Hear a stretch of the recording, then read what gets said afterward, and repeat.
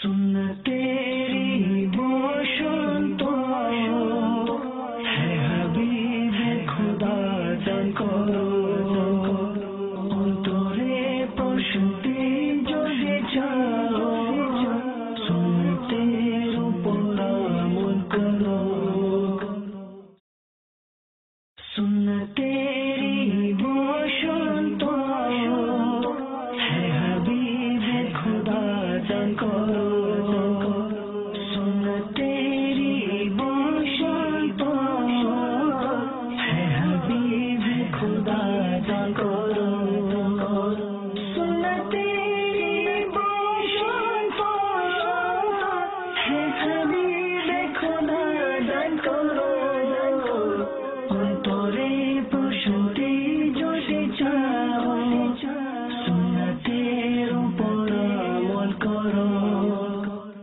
আচ্ছা রফিক ভাই, আপনার হাতে নীল কাটার দেখে মনে পড়ে গেল নখ কাটার বিভিন্ন মাধ্যম রয়েছে, ব্লেড, কেচি, নীল কাটার ইত্যাদি। কিন্তু কিছু লোক এমনও রয়েছে যে তারা তাদের নখ দাঁত দিয়ে কেটে থাকে। জি জি চাচা যান, এমনও হয়ে থাকে স্কুলে মাঝে মাঝে টিচার যখন নখ চেক করে থাকেন আর যাদের নখ বড় হয়ে যায় তারা তো দাঁত দিয়ে নখ কেটে থাকে, আর এত দ্রুত কেটে ফেলে যে নীল কাটার দিয়ে হয়তো কাটা যাবে না। এভাবে দাঁত দিয়ে কি নখ কাটা যাবে? জি না, এভাবে দাঁত দিয়ে নখ কাটা মাকরুহ অর্থাৎ অপছন্দনীয় কাজ। এর দ্বারা কুষ্ঠরোগ হওয়ার সম্ভাবনা রয়েছে। কুষ্ঠরোগ? জি নাসির ভাই, এভাবে বুধবারেও নখ কাটা যাবে না। বুধবারে কেন নখ কাটা যাবে না? কারণ বুধবারেও নখ কাটলে কুষ্ঠরোগ হওয়ার আশঙ্কা থাকে। অবশ্য যদি 39 দিন পর্যন্ত কাটা না হয় আর আজ বুধবার 40 দিন পূর্ণ হতে যাচ্ছে, আজও না কাটলে 40 দিন পার হয়ে যাবে, তখন সেক্ষেত্রে ওয়াজিব হবে আজকেই কেটে ফেলা। কেন? এই জন্যে যে 40 দিনের চেয়ে বেশি নখ রাখা নাজাইজ এবং মাকরুহে তাহরিমি।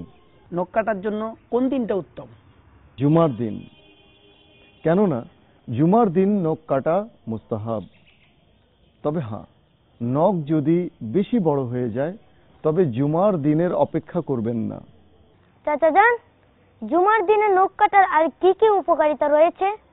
এর অনেক উপকারিতা রয়েছে।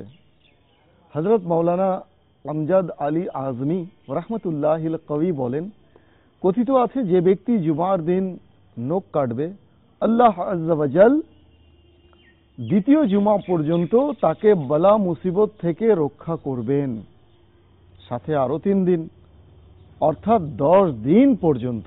সুবহানাল্লাহ। অন্যত্র বর্ণিত আছে জুমার দিন নখ কাটলে রহমত বর্ষিত হবে আর গুনাহ ঝরে যাবে। সুবহানাল্লাহ। চাচা যান, কেউ কেউ তাদের নখগুলো বড় করে রাখে এবং অনামিকা ও কনিষ্ঠ আঙ্গুলের নখগুলো আরো বেশি বড় করে রাখে। বেটা, বড় নখ শয়তানের আসন হয়ে থাকে।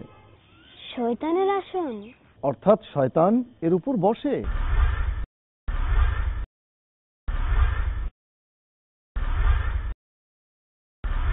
নখ কাটার জন্য কোনো নির্দিষ্ট নিয়ম আছে নাকি যেভাবে খুশি কাটা যাবে?